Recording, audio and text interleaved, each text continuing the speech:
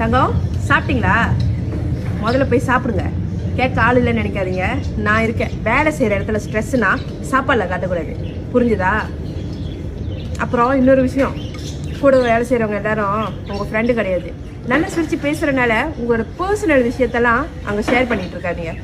நாளைக்கு எல்லாத்தையும் கேட்டுக்கிட்டு உங்கள் பின்னாடியே உங்களை பற்றி தப்பாக பேசிகிட்டு இருப்பாங்க, புரிஞ்சுதா? முதல்ல போய் சாப்பிடுங்க. கோவத்தை சாப்பாடு மேலே காட்டக்கூடாது. எல்லாருக்கிட்டையும் அளவாகவே இருங்க.